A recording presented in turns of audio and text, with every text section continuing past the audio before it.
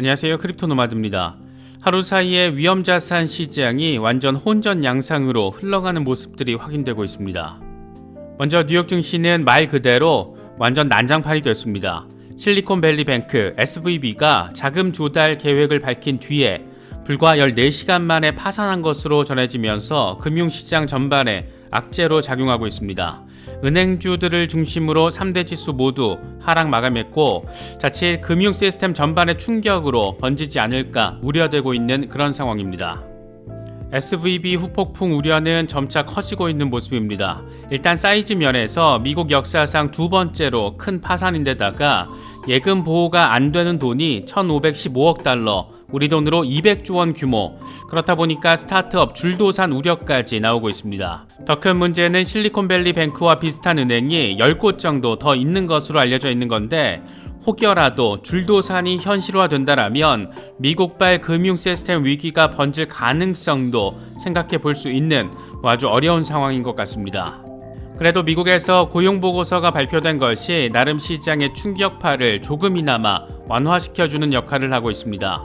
1월 대비 비농업 부문 고용이 크게 감소하면서 연준으로서는 굳이 무리해서 빅스텝을 단행할 이유가 없다, 이런 분위기가 확산되고 있는 건데 금리 선물 시장에서는 이런 상황을 놓고 혼란스러운 분위기를 보이고 있습니다. 빅스텝과 베이비스텝 인상 가능성이 크게 오르락 내리락 거리고 있는 건데 고용 데이터 직후에는 베이비 스텝 인상 가능성이 60%를 넘겼지만 지금은 다시 30%대로 줄어들었습니다. 하루 사이에 시장이 여기저기 곳곳에서 요동치고 있다는 점을 느낄 수 있는 부분입니다. 요 며칠 증시와 비트코인이 흔들리는 상황 속에서도 리플 XRP는 소송 승소에 대한 기대감으로 나름 상대적으로 조금은 더 단단한 모습을 보이기도 했습니다. 곳곳에서 소송이 리플 측에 우호적으로 정리가 될 거라는 전망들이 이어지고 있습니다. 이번에는 리플 레저 기반의 에버노드 창업자가 리플 소송이 기각될 거라면서 이 5가지 가능한 시나리오를 제시했습니다. 이게 또 꽤 내용이 그럴싸합니다. 이 양반도 미국 변호사 출신이어서 논리적인 설득이 되는 부분들이 있는데 하나씩 짚어보도록 하겠습니다. 최근 미국의 상장 은행들이 줄줄이 무너지는 것을 바라보고 있다 보니까 은행에 있는 돈도 제대로 보호 못 받는 게 이번에도 이렇게 확인이 된 건데 암호화폐 거래소에 있는 내 돈은 어떻게 되는 건가 걱정이 되기도 합니다. 또 FTX 사태 당시에 악몽이 스쳐 지나가는 것 같기도 하고 설마 또 어디 가상화폐 거래소 문 닫는 것 아닌가 걱정되기도 하고 여러 가지 생각이 드는 것 같습니다. 내 자산을 내 금고에서 내가 직접 보관하겠다라는 셀프 커스터디는 적어도 중장기 투자자들에게는 이제 선택의 문제는 아닌 것 같습니다. 글로벌한 관점에서도 FTX 사태 이후에 20% 넘게 수요가 급증했다라고 하는데 셀프 커스터디에 관심이 있으신 분들은 저희 채널과 파트너십을 맺고 있는 디센트 월렛을 특별 할인 가격에 구매하실 수 있습니다. 관심 있으신 분들은 오른쪽 상단의 카드를 클릭하시면 되고 특정 거래소나 코인과 관련된 부분은 디센트 고객센터에 문의하시면 됩니다. 그럼 이번 영상 시작하겠습니다. 뉴욕 증시는 실리콘밸리 뱅크 파산 악재가 덮치면서 급락 양상을 확인했습니다. 사실 고용보고서 결과가 시장의 우려보다 괜찮게 나와주면서 안도 랠리의 재료가 될 수도 있었지만 실리콘밸리 파산 이슈가 덮치면서 은행권 불안 감정이 고조가 됐고 그렇게 증시를 압박했습니다. 다우는 6월 이후 최대 낙폭을 S&P 500과 나스닥도 주간 단위로 둘 다 4% 이상 하락했습니다. 미국의 고용 상황은 여전히 견고했지만 그래도 전달과 비교했을 때는 감소한 것으로 나타났습니다. 2월 비농업 일자리 수는 31만 1000개가 증가했고 이건 예상치 20만 5천 건을 크게 웃도는 수치입니다. 다만 1월에 50만 4천 개와 비교했을 때는 확연히 낮은 숫자라는 점을 느낄 수가 있습니다. 실업률은 3.6%로 1월에 3.4%보다 소폭 오른 것으로 나타났습니다. 이렇다 보니 아주 긍정적인 건 아니지만 그래도 시장의 우려보다는 괜찮게 데이터가 나와줬다 이런 평들이 이어지고 있습니다. 이런 데이터들은 연준으로 하여금 굳이 빅스텝을 하지 않아도 되는 명분을 만들어줄 수 있는 것이다 보니까 고용 데이터 발표 직후 시장에서는 베이비 스텝 인상 가능성이 빅스텝 인상 가능성을 뒤집어 버리기도 했습니다. CME 페드워치 금리 선물 시장 상황을 보면 고용 데이터 발표 직후에 0.25%포인트 인상 가능성은 다시 60%대 위로 올라섰고 0.5%포인트 인상 가능성은 40% 수준으로 내려앉았었는데 이게 몇 시간 뒤에는 지금 정반대로 또 바뀐 상황이 확인되고 있습니다.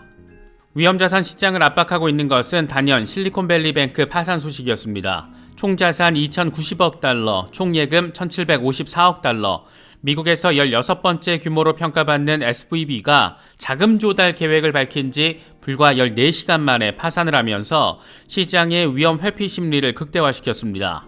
모회사인 SVB 파이낸셜 그룹이 매각 방침을 세웠지만 금융당국은 투자자 보호를 명분으로 영업 정지 조치를 내렸고 미국 연방예금보험공사가 SVB의 모든 자산과 예금을 이전시켰습니다. 액수로는 2,090억 달러, 우리 돈으로는 280조 원 규모입니다. 이런 조치가 불과 하루도 채 안 돼서 반나절 만에 벌어진 겁니다. 연방예금보험공사의 예금보험 한도는 1인당 25만 달러, 우리 돈으로 3억 3천만 원 정도라는데 문제는 현재 추정되고 있는 25만 달러 초과 금액이 1,515억 달러, 200조 원 정도로 추정된다라는 데 있습니다. 월스트리트 저널이 분석을 한 건데 이게 사실이라면 총 예금의 86%는 예금보험에 적용을 받지 못한다라는 것을 의미합니다. 25억 달러를 초과하는 금액에 대해서는 SVB가 보유한 자산을 매각해서 지급하게 되는데 총 자산이 2,090억 달러를 넘어서는 것으로 전해진 만큼 SVB의 자산이 모두 매각됐을 경우에 예금보험이 적용되지 않는 금액까지도 커버가 된다는 것으로 바라볼 수가 있습니다. 물론 SVB가 투자해 놓은 채권 등을 투자금 100% 수준에서 확보할 수 있을지는 미지수입니다. 특히 40년 역사의 은행이 불과 14시간 만에 파산하면서 미국 월가에서는 최악의 경우에, 말 그대로 최악의 경우에 제2의 글로벌 금융위기로 번지게 되는 것 아니냐, 이런 우려까지 나오고 있는 모습입니다.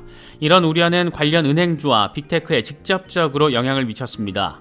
크립토 관련 뱅크인 시그니처 뱅크는 22.87%가 빠졌고 여러 지역 은행들도 폭락을 했습니다. 애플과 마이크로소프트 등 빅테크들 역시 하락세를 확인했습니다. 하루 사이에 이게 뭔 일인가 싶은 상황이 현실이 되어버린 겁니다.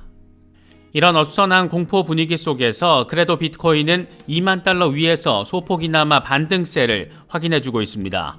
이번 급락이 바닥 테스트의 마무리일지 추가로 바닥을 테스트할지는 아직은 예단하기는 어렵겠지만 SVB의 직격탄을 맞은 증시와 비교했을 때 좀 더 나은 퍼포먼스를 벌이고 있는 것으로는 바라볼 수가 있는 그런 상황입니다.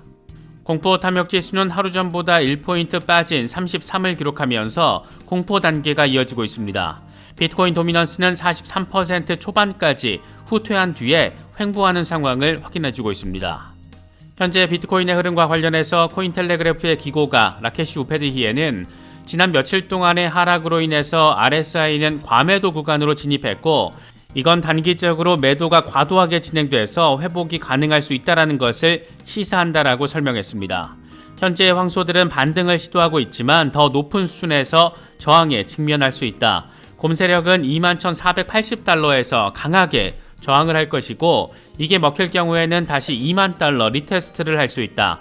만약 2만 달러 밑으로 빠진다라면 다음 타깃은 18,000달러가 될 수 있다라고 분석을 했습니다. 인컴샤크의 경우에는 1시간 차트를 기준으로 거래 볼륨이 들어오고 있기 때문에 3월 말까지 긍정적인 흐름이 이어질 수 있다라고 설명했습니다. 함께 공유한 차트를 보면 2만 달러 리테스트를 잘 마치고 21,500달러 저항 돌파 테스트에 조만간 나설 수 있을 거라는 점이 표시가 되어 있습니다. 렉트캐피탈의 경우에는 비트코인 석 달 차트, 그러니까 분기별 기준으로 바라보면서 비트코인은 현재 3분기 연속 2만 달러 아래에서 자리하고 있기 때문에 이번 분기, 그러니까 3월 말에 2만 달러 위에서 확실한 지지세를 받아주는 것으로 마감하는 것이 중요하다는 점을 강조했습니다. 이게 잘 성공할 경우에는 분기 기준으로는 2분기에 4만 달러까지 열려있기 때문에 나름의 반등세를 기대해 볼 수 있는 그런 포인트가 될 수 있습니다. 닥터 프라핏의 경우에는 좀 더 부정적인 부분에 방점을 찍었습니다. 비트코인은 두 가지 갈래가 있다. 먼저 18,400달러까지 후퇴하는 것, 다음은 21,800달러로 반등한 뒤에 18,400달러로 후퇴하는 것. 결국 목표 지점은 18,400달러로 동일하다. 뭐 이런 점을 강조했습니다. 잠시 반등을 하더라도 바닥 테스트를 한 번 더 한다, 이런 점을 지금 강조하고 있는 겁니다. 이어서 리플 관련 소식 짚어보겠습니다. 리플 소송에 대한 기대감이 퍼지면서 XRP 시세도 상대적으로 조금은 더 단단한 모습을 보여주고 있는데, 이번에 더 크립토 베이직이 SEC로부터 소송을 당한 뒤부터 지금까지 XRP 가격이 100% 넘게 상승했다라는 내용의 기사를 올렸습니다. 2020년 소송 직전에 0.6달러 위에서 자리하고 있던 것이 소송 직후 0.1748달러까지 폭락을 했고, 현재 0.36달러 위에 자리하고 있기 때문에 2020년 12월 저점에서부터 104% 상승했다라고 설명했습니다. 2021년 2달러까지 갔던 것을 생각해보면 지금이 엄청 폭락 상황인 것 같기도 하지만, 소송 직후 최악의 상황과 비교했을 때는 100% 넘는 상승률이 확인되고 있다는 점, 이런 거 보면 역시 장기 투자자가 속은 참 편하겠다, 뭐 이런 생각도 드는 것 같습니다. 과연 리플 소송 결과가 어떻게 언제 나올지는 이제 크립토 업계 최대 화두가 됐습니다. 안 그래도 여기저기서 요즘 긍정적인 전망들이 잇따르고 있는데, 이번에는 미국 변호사 출신이자 XRP 레저 기반의 스마트 컨트랙트 플랫폼 에버노드의 창업자 스캇 체인벌린이 리플 소송에서 SEC의 주장이 기각될 거라는 점을 전망했습니다. 미국 법원은 XRP가 증권에 해당한다라는 SEC의 주장을 받아들이지 않을 것이다. 지금까지 디지털 자산 자체가 증권이라는 것을 뒷받침할 만한 판례가 없다. SEC가 XRP가 증권이라고 주장한 의도 역시 XRP의 해외 판매 여부 입증을 피하기 위한 꼼수다라고 비판을 했습니다. 그러면서 크리스 라슨과 브래드 갈링하우스 등 리플랩스 경영진이 의도적으로 XRP가 미등록 증권이라는 것을 인지하고도 판매를 단행했다라는 것을 입증할 증거도 없다. 특히 해외 거래소를 통한 XRP 판매 매출은 미국 법원 관할에 속하지도 않는다. 결국 법원은 미국 안에서만 판매된 것을 놓고 판결을 하게 될 것이고, 이건 SEC가 바라는 결과는 아닐 것이다, 이렇게 전망을 했습니다. 물론 마지막으로 합의 가능성도 제시했지만, 법원이 SEC의 핵심 주장 자체를 기각해버린다라면 뭐 아주 재밌는 상황이 미국의 크립토 업계에서 펼쳐질 것으로 생각해 볼 수가 있습니다. 미국 은행들의 혼란스러운 상황이 과연 비트코인의 득이 될지 또 실이 될지, 이 역시 우리 같은 크립토 투자자들에게는 관전 포인트가 될 수 있지 않을까 생각됩니다. 여러 소식들 잘 참고하시면서 전략적인 대응 잘 하실 수 있으면 좋겠습니다. 이번에 준비한 영상은 여기까지입니다. 시청해주셔서 감사합니다. 지금까지 크립토 노마드였습니다.